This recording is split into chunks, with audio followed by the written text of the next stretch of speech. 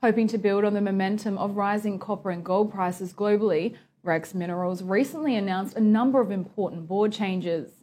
These planned succession changes have the key aim of driving the company into its next phase of development. Thanks for joining me today, Richard. Thanks very much, Talia. Richard, a period of change for the company. However, you are joined by new faces that bring with them a wealth of expertise and knowledge. In particular, the appointment of Ian Smith, former CEO of Orica and Newcrest. Already an integral part of the team, what does his new role mean for Rex? For people within industry, they know Ian Smith and they know who he is and what he stands for. It's not the roles he's had, and he's had some big roles, as you know. It's what he did in his time. Now, he wouldn't like me banging on about that. However, this is a guy who ran Olympic Dam. So he ran the biggest copper project in Australia for years, in South Australia. But he went on to bigger and better things. He was an integral part. He was the head of operational and technical excellence for Rio Tinto globally, having also ran Comalco, their aluminium business. But of real significance, I think, and this is really important given what we have as assets, Ian took Newcrest when it was just about going out the door backwards, right? Made some big, ballsy decisions and invested in Cadia East, which underpins that company today. That's the reason they have low operating costs. When everyone said can't do it, I think even their own board was probably really shaky on the feel, right? At the time, what a winner decision.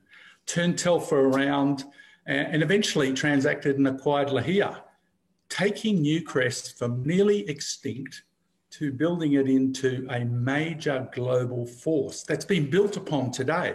It's a company Australia's proud to be a part of, right? So, these are significant goals that he's kicked. And he has a real passion to build this project in South Australia, a big copper project in South Australia. He's exactly the sort of driving force I want as a chairman to keep me focused and help us go forward. So it's a great chief of the company, I guess, yeah. Another one I want to touch on is Greg Robinson, former CEO and Finance Director of Newcrest. Greg has an impressive career in the resource sector. How will Rex be looking to take advantage of his experience? Look, if you've never met Greg, right, as soon as you do, it doesn't take you a few minutes to realise this guy's got it all, okay? If I could build myself in the image of, I've often thought it'd be Greg Robinson because he comes with all the character, class and polish. But his background's exquisite, I couldn't even read out the senior roles he's had with BHP Australia and their petroleum division as CFO with Ian at Newcrest and then CEO of Newcrest. He was part of those big decisions that turned around that company's destiny. But he has a very personable flavour. And he has told me repeatedly that he genuinely has a passion for bringing significant teams together to make big change. And you don't get bigger change than going from nothing to a big project. And we've got a big project to build in South Australia, but we also have an emerging discovery in Nevada that could be the next big thing in gold. So he brings a sophistication, particularly when he looks over the fence, because he had a background as investment banking with Merrill Lynch.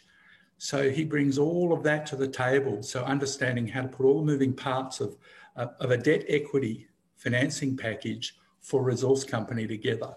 You can't ask for more than that. Fantastic. Richard, there's also a number of other key changes which you listed in your announcement. How do you see this new composition benefiting Rex over the next few months? Well, yeah, and thanks for that, because the best for last, really. Greg and Ian are known entities. Ron Douglas, right? He's a EVP at Ausenco. Now, I thought about this. What copper projects and gold construction projects have they been involved in the last 5 years? It's better to think what they haven't been involved in. So, because they've been involved in pretty much everything. They're a big deal.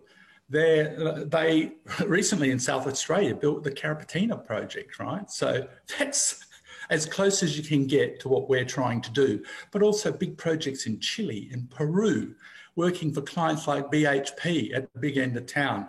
Ron knows what he's doing. Ron personally was in charge of the $1.5 billion Gladstone expansion, and for his efforts at the time was recognised as Australia's best project manager by the Australian Institute of Professionals. I know I'll make a hash of properly explaining that, but Ron is just perfect if you want to build a big copper project and a copper plant to have right there alongside you, because he's doing this today every day for a living.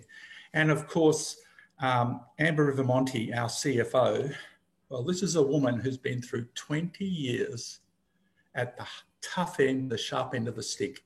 She's raised money to float several companies, taken all of them to plus 300 million market cap from zero.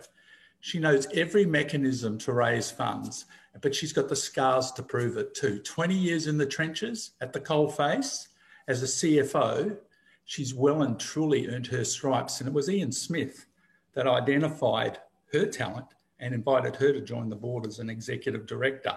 So 3 non-execs, Amber and myself, and I know what I'm doing too.